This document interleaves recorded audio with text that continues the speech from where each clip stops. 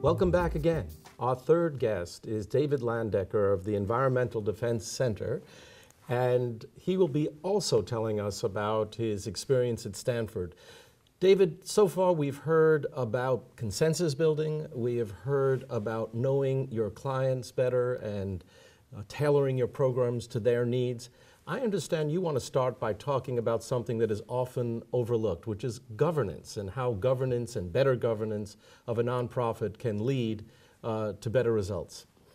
Well, the session that we attended really was about governance as a board function and how the board and the staff, the executive director in particular, which was right for most of us, can work well in governing a nonprofit organization. And a lot of what they talked about is to try to get away from the conflictive model, the idea that the board is somehow the parent and the executive director is the child, and that the board's job is to watch everything that is being done and judge it and tell you where you're right and where you're wrong. And instead to move to what they called mission-driven governance, which is this idea that everything really ought to be looked at through the lens of what's the nonprofit here for? And that there ought to be a collaborative relationship between the board and the staff that is aimed at accomplishing the mission of the organization. So much more of a partnership. Very much so. The idea, there are legal requirements as to what a board is supposed to do. The board has some responsibilities, but I think the concept was those responsibilities shouldn't be looked at as a burden. They should be looked at as a tool. By understanding the financial picture, the board, with its experience, can really help the executive director in making the right decisions. And the executive director can go to the board and say, well, here's where I need help. Here are some of the ideas I'm looking at. Give me the benefit of your experience. But again, not for the gotcha type of look of, oh, here you made a mistake, this number's wrong. That might be useful, but what's ultimately useful is how do you use that information to meet the goals of the organization. And that requires really understanding what those goals are. And sometimes boards, don't even think about the mission statement as anything other than something we stick on our grant applications. So what I'm hearing is that the board's primary function is really to look at the policy, look at the vision, and then help the executive director to implement that, but not necessarily to micromanage that process. Well, as an executive director, that's certainly my point of view. Micromanagement, to expect that someone who comes to a board meeting for a couple hours a month and maybe to a committee meeting and perhaps reads a report has the ability to micromanage the organization, that's asking a lot of a board. And for a board member to think that they have that capacity isn't saying much about their respect for their executive director, who's there every day and involved in the micro issues. Being a board member is sort of a 30,000-foot view of an organization. And they can see a lot. They can see its picture in the greater community. They can see its role in trying to accomplish certain things in the community, and whether they're really doing that or not in a much better way than someone who's on the inside can.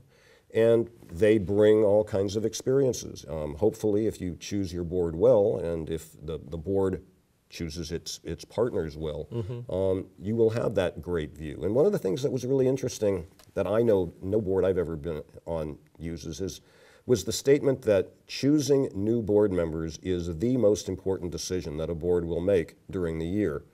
I think choosing new board members is often one of those things that is stuck at the very end of a meeting of, oh, they're willing? Okay, let's grab them. And that both executive directors and boards need to be strategic about thinking about what do they need to accomplish their objectives. And sometimes that's fundraising, but on the governance issue, what was really discussed is governance is not fundraising. It's a different function. And you might look at fundraising as something that you want to look at your board members for, But that's a different issue than the governance issue and how we run the organization. So what I'm hearing is that governance, good governance, this kind of partnership governance is not ancillary to the work. In a sense, it must be seen as part of the work, part of the core work of an organization, really taking it seriously, and that could pay great dividends to the organization. It's central to the work. I mean, if the board is ultimately the governing organization, why have the organization doesn't exist for the purpose of meeting government requirements or of having a great balance sheet. Those are all nice things, but ultimately the organization exists for the purpose of accomplishing a mission. And if your board isn't contributing to that goal, if the whole board staff function is not contributing to that goal, but instead perhaps diverting from that goal, then it's counterproductive. And that doesn't do anyone any good. And board members sometimes don't recognize that their goal is to serve a mission rather than to be, as I said before, parental. I don't mean to put you on the spot, but going forward with this experience behind you, can you see something that might be done differently at your organization in this topic? Well, I'm blessed with a good board. I'm blessed with a board that I think I have a great relationship with, and I think they understand their role and limitations, and fortunately I think they respect me and my role and the fact that I spend a lot of time there and I do know a little more about the day-to-day than they do.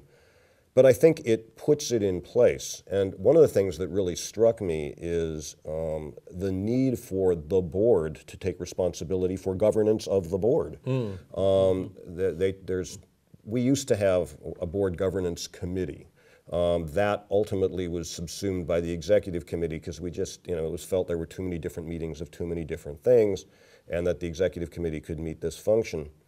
As I begin to look at it, I think that board self-review and reflection on the effectiveness of the board, on what kinds of new members they might need, might be better done by a separate committee. And I'm going to bring that to my board to look at as to would it be more effective to have go back to a board governance committee model rather than just having that be a sub-function of the executive committee.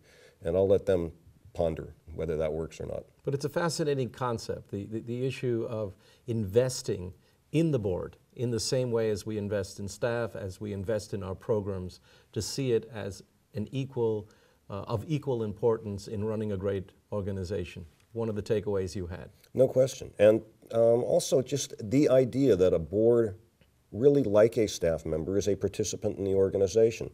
I was sort of surprised by one of the numbers they had that less than 50% of organizations go through a board orientation for new board members, where a board member is somehow thrown into the middle of this organization and expected to understand what the culture of the organization is, what the mission really is, and sometimes our mission is a sentence that we use, and really there's a wider mission. There's a lot more things that need to be understood.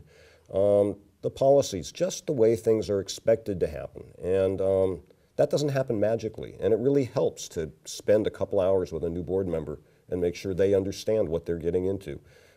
We do that routinely, but from what I've heard, that's not uniformly done that way. No, I think you're probably quite right. It's like joining a family or a friendship group or a new neighborhood. We need to bring people in and acclimate them to the culture and their responsibilities.